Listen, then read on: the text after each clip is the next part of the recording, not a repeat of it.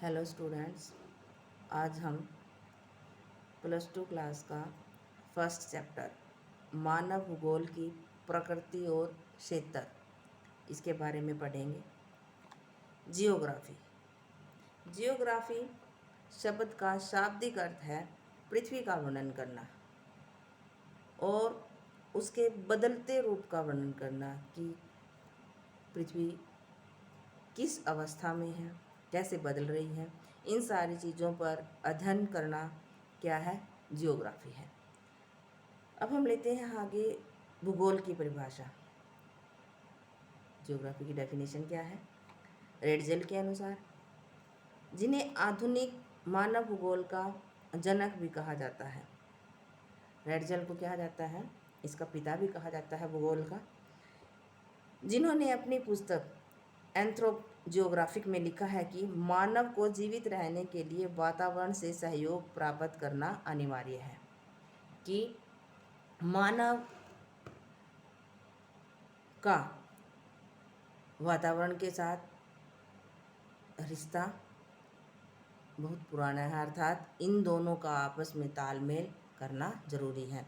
मानव प्रकृति के बिना नहीं रह सकता, ठीक है, और प्रकृति को आगे रखने के लिए, ध्यान रखने के लिए मनुष्य का होना जरूरी है। भूगोल दो प्रकार की हैं, भौतिक भूगोल और मानव भूगोल। भौतिक भूगोल हमने पीछे +1 में इसको पढ़ा था। मानव भूगोल अब हम +2 क्लास में इसको पढ़ेंगे। मानव भूगोल की परिभाषा, डेफिनेशन क्या है इसकी? मानव भूगोल वह विज्ञान है जिसमें हम मनुष्य तथा वातावरण के पारस्परिक संबंधों का क्षेत्रीय आधार पर एक क्षेत्र के रूप में अध्ययन करते हैं। मतलब बिल्कुल नज़दीक जाकर उन चीज़ों के बारे में जानकारी प्राप्त करते हैं। ये क्या है हमारा मानव भूगोल। और इसके राइटर जिसने रेडजेल ने क्या लिखा है मानव भूगोल के बारे में? मानव भूगोल मानवीय समाज और धरातल के बीच संबंधों का विश्लेषण अध्ययन है। मतलब इन दोनों के बीच के संबंधों का विश्लेषण अध्ययन क्या है? मानव भूगोल है। मानव भूगोल भौतिक वातावरण और मानवीय क्रियाकलापों के संबंधों तथा विभिन्नताओं का अध्ययन है। जो मानवीय क्रियाएं हैं, जो उसके संबंध हैं, विभिन्न प्रकार के अध्ययनों पर आधारित है। मानव भूगोल की प्रकृति और क्षेत्र। अब हम पढ़ते हैं मानव भूगोल की प्रकृति और क्षेत्र, और इसके उपक्षेत्र कौन कौन से हैं? उपक्षेत्र कौन से हैं? सांस्कृतिक भूगोल, जिसमें हम सभ्यता संस्कृति के बारे में जानते हैं, किस तरह से हमारी संस्कृति थी, कैसे रहा करते थे, कैसे हमारा पिछला जीवन था। उन सब चीज़ों की जानकारी किसमें मिलेगी? हमारे सांस्कृतिक भूगोल में। और पार्ट है हमारा सामाजिक भूगोल, कैसे हमारे रिलेशन हैं, किस तरह से हम समाज में रह रहे हैं, बिहेवियर कैसा है लोगों का, व्यवहार कैसा है, इस तरह से वो सारी चीज़ें हम कहाँ देखेंगे? सामाजिक भूगोल में। नगरीय भूगोल, कहाँ रहते हैं, कैसे आवास हैं, कैसे कस्बे हैं, कि छोटे हैं बड़े हैं, ये सब चीज़ें किस में मिलेंगी हमें? नगरीय भूगोल में। राजनीति कैसी है हमारी, किस तरह का संरक्षण है, राजतंत्र है, लोकतंत्र है, ये सब चीज़ें हम राजनीतिक भूगोल में देखेंगे। जनसंख्या भूगोल में हम कितनी जनसंख्या है, कम है, ज़्यादा है, कौन सा स्थान है, कितना घनत्व है, ये सारी जानकारी हम कहाँ से मिलेंगी? हमें जनसंख्या भूगोल से। आवास भूगोल, हमारे जो रहने के तरीके हैं, कैसे घर हैं, किस तरह के आवास हैं, पक्के हैं, कच्चे हैं, ये सारी जानकारी हमें आवास भूगोल में मिलेंगी। आर्थिक भूगोल, आर्थिक मतलब अर्थशास्त्र, कैसी हमारी जो फाइनेंशियल कंडीशन है, कैसी है, किस तरह से कैसी मुद्रा थी, ये सारी चीज़ें हमें कहाँ मिलेंगी? आर्थिक भूगोल में। चिकित्सा भूगोल में हम कौन सी पद्धति को अपनाते हैं? आयुर्वेद है, एलोपैथिक है, होम्योपैथिक है, कौन सी पद्धति का हम ज़्यादा प्रयोग कर रहे हैं, किस तरह से लोगों का इलाज किया जाता है, ये सभी चीज़ें हम कहाँ देखेंगे? हम चिकित्सा भूगोल में। अगला क्वेश्चन आता है हमारा, नियतिवाद और संभववाद में अंतर स्पष्ट करना है। मोस्ट इम्पोर्टेंट क्वेश्चन है ये इस चैप्टर का। नीतिवाद में क्या है, पर्यावरण को शक्तिशाली बताया है और मनुष्य को उसके अंडर रहकर कार्य करना है। नीतिवाद वाले मानते हैं कि पर्यावरण जो है वो शक्तिशाली है और पर्यावरण के नियंत्रण में रहकर ही जो व्यक्ति है वो काम कर सकता है। इसमें देखो, ये हमने डायग्राम बनाया है, ये बीच में मनुष्य, ये साइड में इसके क्या है, सारे पर्यावरण है, कि पर्यावरण के दायरे में रहकर ही व्यक्ति काम कर सकता है। पर्यावरण का उस पर अंकुश है कि बिना पर्यावरण के व्यक्ति जो है काम नहीं कर सकता।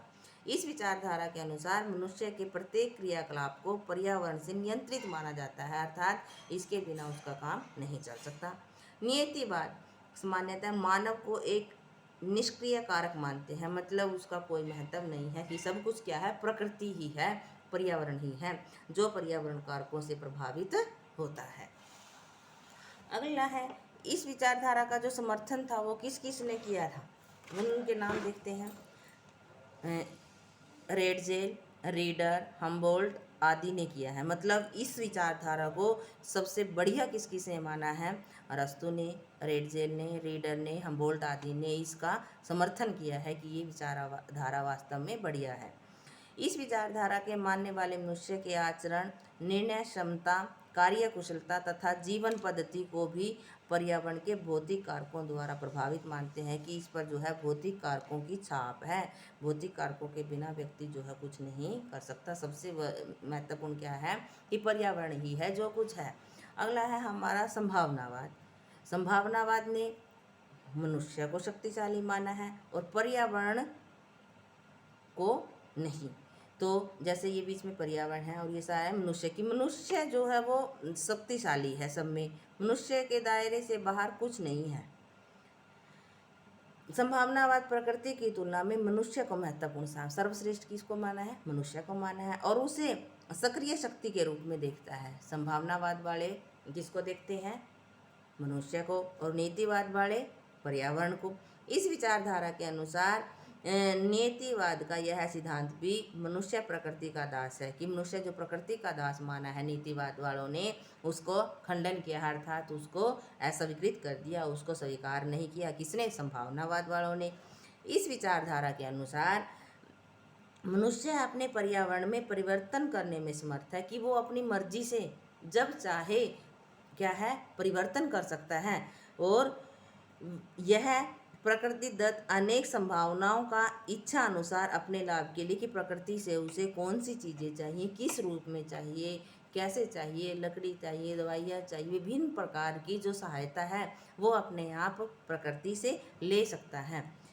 आगे है हमारा नवनिश्चयवाद। नवनिश्चयवाद वालों ने पर्यावरण और मानव एक दूसरे को डिपेंड है एक दूसरे पे, मतलब कि पर्यावरण के बिना मनुष्य का काम नहीं चल सकता, मनुष्य का पर्यावरण के बिना काम नहीं चल सकता। दोनों को बराबर का स्थान दिया है किसने, नवनिश्चयवाद ने। नवनिश्चयवाद, जिसे आधुनिक निश्चयवाद तथा वैज्ञानिक निश्चयवाद भी कहा जाता है, इसके प्रवर्तक कौन थे, ऑस्ट्रेलिया के महान भूगोलवेता ग्रिफिथ टेलर।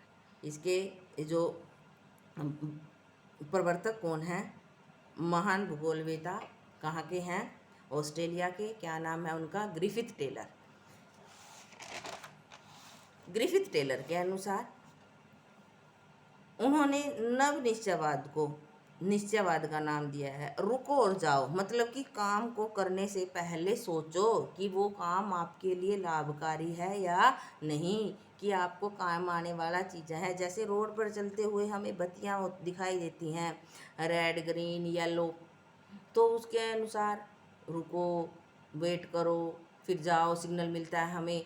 और इसी प्रकार जैसे यदि हम नवनिश्चयवाद में वाले कहते हैं कि यदि हम पेड़ को काट रहे हैं, कि इसको काटना है, तो वो कहेंगे पहले हम सोचो कि पेड़ को काटने हैं, उसे हमें काटने से लाभ मिलेगा या उसके जीवित रहने से लाभ मिलेगा, तो वो कौन सी पद्धति पर बल देते हैं? रुको और जाओ, मतलब सोच कर करो, जो कार्य करना है आपको बिना सोचे नहीं। प्रकृति मानव प्रयासों की स्पष्ट छाप दिखाई देती है और उपयुक्त उदाहरणों से स्पष्ट होता है कि जो मानव ने प्रकृति के साथ किया है वो एक ठीक है। प्रकृति अवसर प्रदान करती है और मानव उसका उपयोग करती है, कि प्रकृति हमें ऐसे अवसर प्रदान करती है कि जिसके दायरे में रहकर हम काम कर सकते हैं और धीरे धीरे प्रकृति का मानवीकरण हो जाता है। मानवीकरण का मतलब है कि प्रकृति के द्वारा बनाई गई चीज़ों पर हमने भी, मानव ने भी अपने संघर्ष के द्वारा, अपनी बुद्धि के द्वारा उस पर विभिन्न कार्य किए।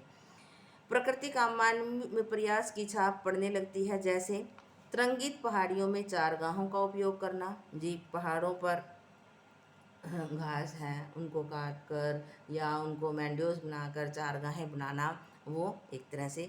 महासागरों का समुद्री महासागरों में समुद्री मार्ग की खोज करके अपने रास्ते के लिए प्रयोग में करना, ये भी क्या है? मानवीकरण करना है। तटों पर समुद्री पतन बनाना है, और जैसे उच्च भूमियों पर एग्जाम्पल लेते हैं, जैसे वैष्णो देवी है, वहाँ पहाड़ों पर उनको काट कर, तोड़ कर, समतल बनाकर वहाँ स्वस्थ विश्राम स्थल बनाना, अस्पतालों को बनाना, रेलवे लाइन को साइड में ले जाकर करना, और उसके बाद वहाँ सड़कों का निर्माण करना, ये क्या है? प्रकृति का मानवीकरण है। मतलब जो चीज़ संभव नहीं थी, मनुष्य ने उस चीज़ को करना शुरू किया, वो ही प्रकृति का मानवीकरण कहलाती है। नवनिश्चयवाद की जो अवधारणा है उसके उदाहरण देने हैं। इस अवधारणा के अनुसार मनुष्य के द्वारा किए गए क्रियाकलाप प्रकृति द्वारा निर्धारित और नियंत्रित होते हैं। नवनिश्चयवाद ने कहा है कि जो मनुष्य है, जो उसके द्वारा किए गए कार्य हैं, वो किसके द्वारा निर्धारित होते हैं? प्रकृति के द्वारा निर्धारित होते हैं और नियंत्रित भी होते हैं। प्रकृति की सीमाओं के अंदर ही मनुष्य रहता है, मतलब प्रकृति के अकॉर्डिंग ही हम, पर्यावरण के अकॉर्डिंग ही हम उसमें रहते हैं। उसके विरुद्ध रहकर या उसके अलग रहकर हम कोई काम नहीं कर सकते। आज भी जैसे पहले ज़माने में या आदिवासी में, पूरा पाषाण काल, नवपाषाण काल, इन जो समय में जब मानव रहता था, तो वो क्या था? प्रकृति के साथ संबंध बनाकर ही रहता है। जैसे कंदमूल खाता था, पत्तों का प्रयोग करता था, ठीक है, इस तरह से। और आज भी आदिवासी जंगलों में प्रकृति प्रदत्त चीज़ों पर निर्भर है। आज भी आदिवासी जो इलाके हैं, झारखंड हो गया, छत्तीसगढ़ हो गया, वहाँ क्या करते हैं लोग? अब भी कहाँ रहते हैं? जंगलों में रहते हैं और उस पर ही निर्भर है, उसी के अकॉर्डिंग अपना जीवन यापन करते हैं। आगे आता है हमारा क्रमबद्ध भूगोल व पारदेशिक भूगोल। क्रमबद्ध भूगोल, क्रमबद्ध भूगोल में मान लो ये हमारा क्षेत्र है और इसके अंदर जैसे जल भी है, मृदा भी है, जलवायु भी है, लेकिन किसी एक चीज़ पर अध्ययन करना, वो क्या कहलाता है? हमारा क्रमबद्ध भूगोल। एक चीज़ पर, सिंगल चीज़ पर अध्ययन करना। जैसे हमने मान लो जलवायु पर अध्ययन किया, तो वो क्या हो गया? हमारा क्रमबद्ध भूगोल हो गया। क्रमबद्ध भूगोल में किसी प्रदेश के एक विशिष्ट भौगोलिक तत्व का अध्ययन किया जाता है। किसका अध्ययन किया जाता है? क्रमबद्ध भूगोल में किसी प्रदेश के एक विशिष्ट भूगोलिक तत्व का अध्ययन किया जाता है। यह अध्ययन एकांकी रूप से एक ही रूप में होता है। यह अध्ययन राजनीतिक इकाइयों पर भी आधारित होता है। यह अध्ययन खोज और तथ्यों को प्रस्तुत करता है। जैसे पुरातत्वविद एक चीज़ पर सर्च करते हैं, निकालते हैं, फिर उसको दिखाते हैं, इस तरह से। पारदेशिक भूगोल, पारदेशिक भूगोल, पारदेशिक भूगोल में क्या होता है? जैसे मान लो ये क्षेत्र है, इसके अंदर जल, मृदा, जलवायु, ये सभी चीज़ें हैं, और इन सभी चीज़ों का अध्ययन करना पारदेशिक भूगोल है। क्रमबद्ध भूगोल में तो हमने क्या किया था? सिर्फ एक ही चीज़ का अध्ययन करना। और पारदेशिक भूगोल में हम क्या करेंगे? जितनी भी इस क्षेत्र में चीज़ें हैं, ये क्षेत्र है हमारा, मान लो सर्कल, इसके अंदर जितनी भी चीज़ें हैं, जल है, मृदा है, जलवायु है, सभी चीज़ों का अध्ययन करना क्या कहलाता है? पारदर्शिक भूगोल। पारदेशिक भूगोल में किसी प्रदेश के सभी भौगोलिक तत्वों का एक इकाई के रूप में अध्ययन होता है। एक इकाई के रूप में अध्ययन होता है। यह अध्ययन क्या होता है? समकालीन होता है। यह अध्ययन भूगोलिक इकाइयों पर आधारित होता है। किस पर? ये भूगोलिक इकाइयों पर होता है और ये राजनीतिक इकाइयों पर होता है। क्रमबद्ध भूगोल में क्या था? राजनीतिक इकाइयों पर आधारित था और पारदेशी भूगोल में भूगोलिक इकाइयों पर आधारित है। यह किसी प्रदेश के भौतिक वातावरण और मानव के बीच संबंधों को प्रकट करता है। मतलब उनके आपस के रिलेशन कैसे हैं, किस तरह से संबंध है दोनों के, ये उस चीज़ को भी प्रकट करता है। ये था हमारा फर्स्ट चैप्टर ज्योग्राफी का। Thank you.